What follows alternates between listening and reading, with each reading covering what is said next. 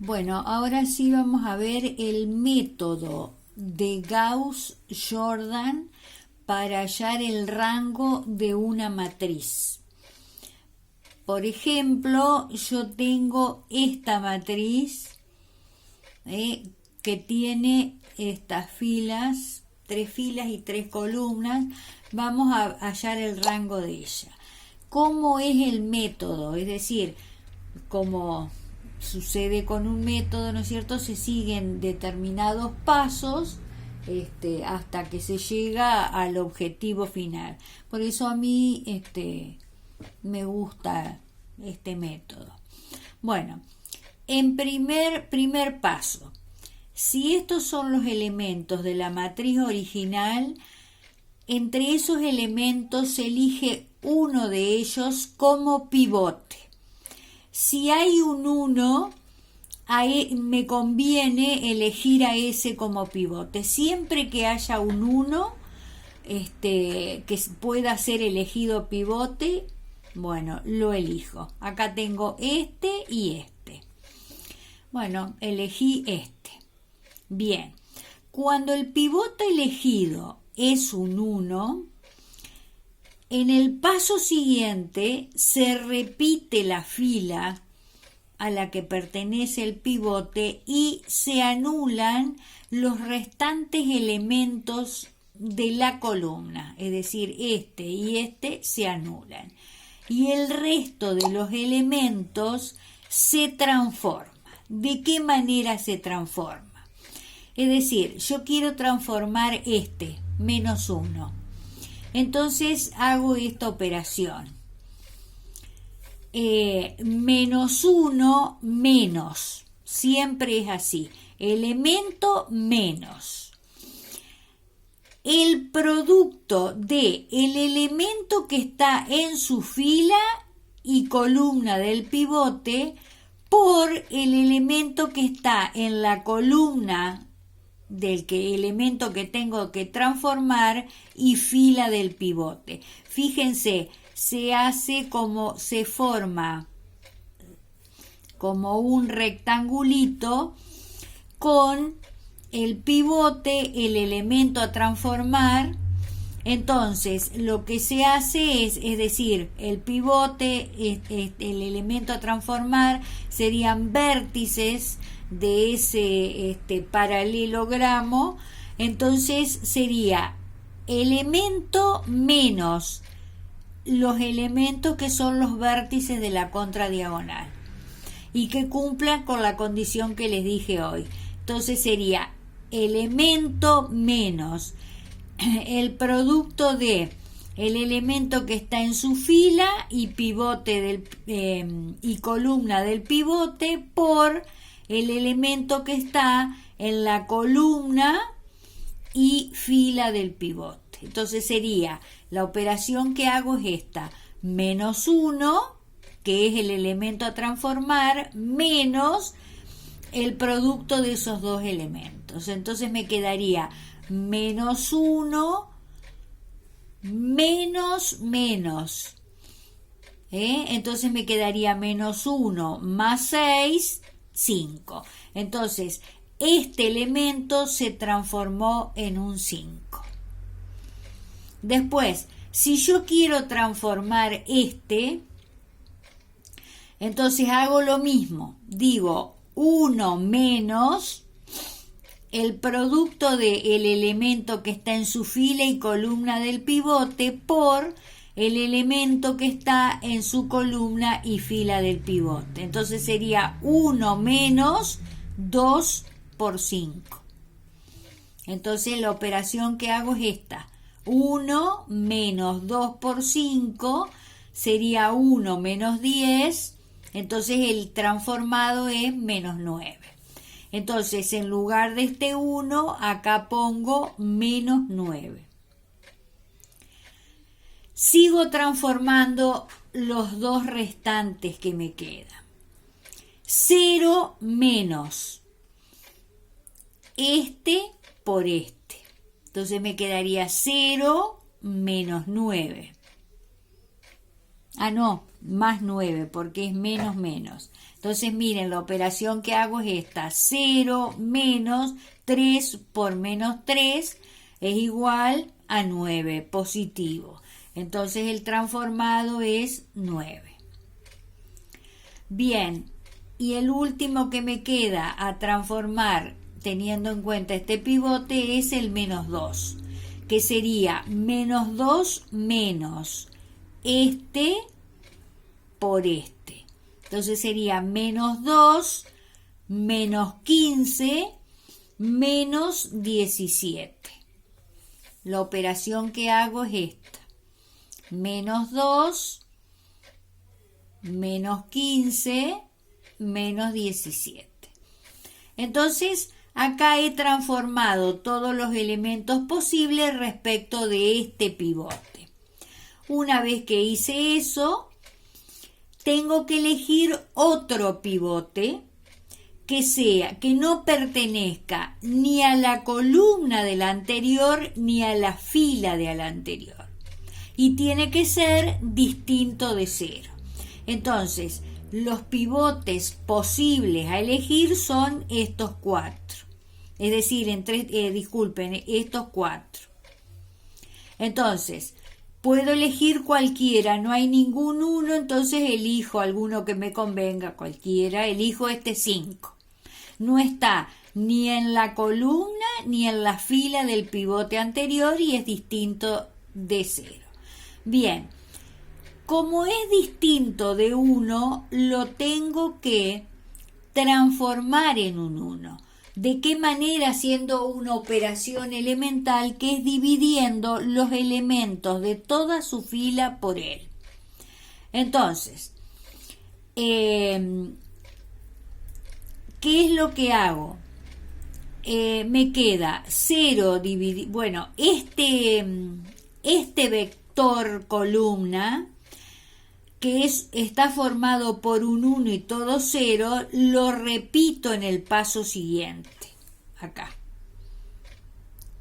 Lo repito y me queda inamovible, esos valores no los tengo que transformar. A este pivote lo transformo en un 1 dividiendo todos los elementos de su fila por él. Entonces me queda 5 dividido 5, 1 y menos 9 dividido 5. Entonces, ¿qué hago? Repito los restantes elementos. ¿Ven? Los repito acá tal cual y comienzo el proceso como en el primer caso cuando tenía un pivote 1. Entonces, yo tengo este que se llama vector canónico, es decir, es un 1 y el resto de los elementos 0. Lo repito, lo sigo repitiendo. Después, ¿qué hago? Repito la fila ahí y anulo los elementos de su columna. Y transformo los dos restantes que me quedan. De la misma manera que transformé los anteriores. El transformado de este sería elemento menos el que está en su fila y columna del pivote por el que está en su columna y fila del pivote. Entonces, la operación que tengo que hacer sería menos 17 menos este por este. Es decir, esta operación, menos 17 menos 9 por menos 9 quintos. Es decir, me queda menos 17 más 81 quintos. Entonces resuelvo esto y obtengo el transformado del elemento. Tengo que 17 por 5 es, menos 17 por 5 es menos 85. Entonces me queda esto por esto menos 85 más 81. Entonces esta operación me da menos 4 quintos. Entonces, el transformado de menos 17 es menos 4 quintos. Después sigo con el siguiente transformado, que es este, y que sería 5 elemento menos el que está en su fila y columna del pivote por el que está en su columna y fila del pivote. 5 menos este por este. Entonces, la operación que hago es 5 menos 3 por menos 9 quintos. Entonces me quedaría en definitiva 5 menos 27 quintos. Entonces sería 25 menos 27 menos 2 quintos. Y el transformado de este elemento es menos 2 quintos. Bien, es decir, ahora tengo que seguir hasta que no sea posible elegir un nuevo pivote. Entonces veo esa posibilidad. Me han quedado estos dos vectores canónicos y me queda esta columna con un vector que no es canónico. Es decir, tengo que elegir un pivote que no esté ni en la fila ni en la columna de los anteriores. Es decir, no puede estar ni acá ni acá, ni en esta columna ni en esta fila, y tiene que ser distinto de 0. El único pivote posible es este, menos 4 quintos. Entonces, no es un 1, lo tengo que transformar en un 1. Entonces, ¿qué hago? Divido los elementos de su fila por él. Entonces, me queda 0, 0 y acá un 1. Lo escribo en el paso siguiente. Bien, repito los vectores canónicos obtenidos con anterioridad y ahora que el pivote se transformó en un 1, anulo los elementos de su columna. Y no puedo hacer más operación. Entonces, la matriz me ha quedado transformada en esta matriz. Ustedes dirán, ¿por qué yo anulo los elementos de la columna del pivote elegido así de una? Porque lo que pasa es que si yo quiero hacer transformar, por ejemplo, cuando yo digo, bueno, acá tengo un 1, le elijo como pivote, repito la fila y anulo la columna del pivote elegido. ¿Por qué lo hago directamente? Porque yo hago la misma operación que hice sobre los otros. Sería, el transformado de este 3 es 3 menos el elemento que está en su fila y columna del pivote, es 3. Por el elemento que está en la fila del pivote y columna del elemento. Entonces me quedaría, que sería el 1. Entonces me quedaría 3 menos 3, 0.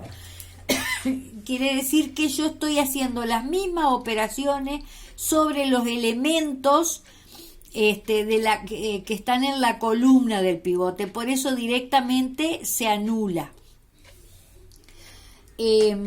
Bueno, entonces, continuando, esta es la matriz original y esta es la matriz equivalente. Entonces, ¿qué hago ahora para saber el rango de la matriz? No puedo elegir más pivote. Entonces, si yo cuento, dice que el rango de una matriz es el máximo número de vectores linealmente independientes. Entonces, si yo cuento, en este caso, por este método, los vectores columna linealmente independiente, en este caso cuento los vectores canónicos. Estos vectores son linealmente independientes, es decir, un 1 seguido de 0, estando el 1 en distintos lugares. Fíjense, este es un vector, este es otro, tiene los mismos elementos, pero están dispuestos en distintas posiciones. Entonces, estos vectores son vectores canónicos. Los cuento, repito, porque los vectores canónicos son linealmente independientes, 1, 2 y 3, y entonces digo que el rango de la matriz A es 3. Tiene 3 vectores linealmente independientes. Y ese es el rango. Y ustedes me dirán, ¿y para qué el rango? ¿Para qué me sirve? Bueno, tiene su próxima aplicación, la aplicación que van a ver, que es la más importante para ustedes por ahora, es para resolver los sistemas de ecuaciones lineales. Cuando yo analizo la compatibilidad de un sistema, se analizan el rango de la matriz de los coeficientes y después de una matriz que es más grande, que consta los elementos de la matriz de los coeficientes y los términos independientes. Compara los rangos de ambas matrices y se saca la conclusión, ¿no es cierto?, del análisis, para ver de antemano si el sistema tiene o no solución y qué tipo de solución tiene, que es importantísimo eso. Y después, por ejemplo, también las matrices cuyo rango coincide con el orden, como en este caso, esta es una matriz que tiene 3 filas y 3 columnas y además 3 vectores linealmente independientes, es decir, tiene rango 3, esta matriz admite inversa.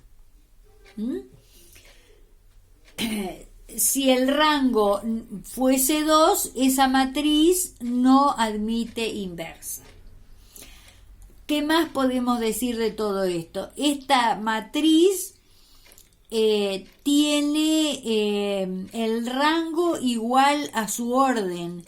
Entonces a esta matriz se la llama matriz regular. Una matriz es regular cuando su rango coincide con su orden. Matriz regular. Su rango es igual a su orden, es decir, tiene todos sus vectores fila, es decir, sus vectores así y sus vectores así, sus vectores fila y sus vectores columna linealmente independientes. Esa matriz se llama regular. Para que eso se cumpla, ¿no es cierto?, las matrices regulares son matrices cuadradas. Si no tiene el rango igual a su orden, la matriz se llama singular. Matriz singular, es decir, lo opuesto a regular es singular. Vamos a ver otro ejemplo del método de Gauss-Jordan.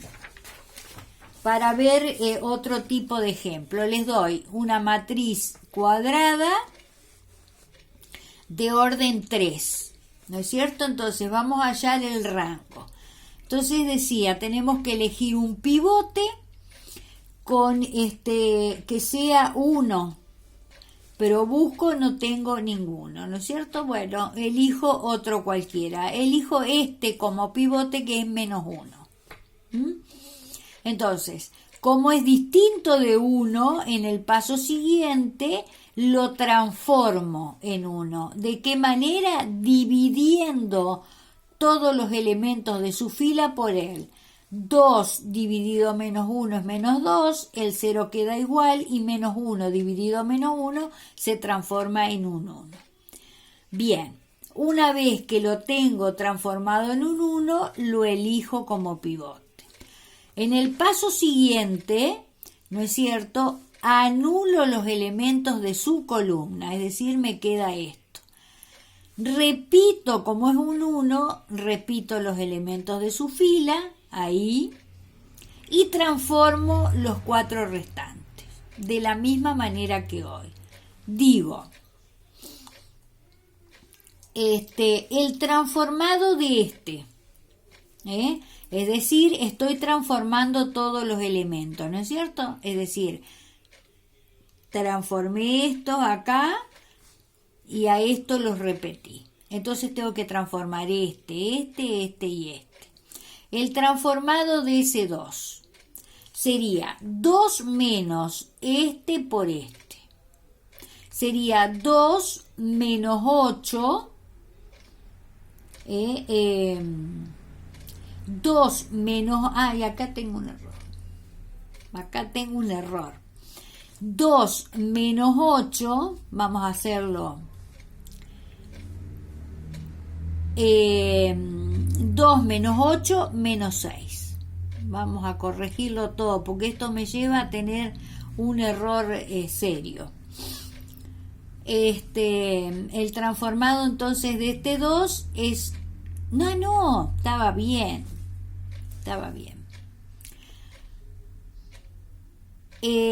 Sería 2 menos este por este. Había mirado mal. Entonces me queda 2 menos 12, me queda 2 más 12, 14. Este elemento es 14. Esta es la operación que había hecho. 2 menos 2 por 6, me queda 2 más 12, 14. Entonces el transformado acá es 14. Bien. El transformado de este menos 4, me queda menos 4 menos este por este.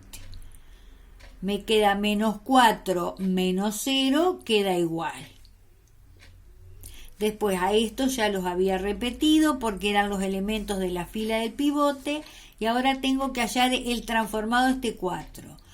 4 menos este por este. Sería 4 menos 10, que sería 4 más 10, 14.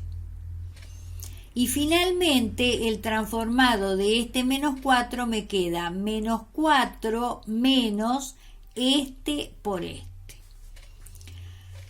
Menos 4 menos 0 que queda igual. Bien, entonces acá tengo este paso.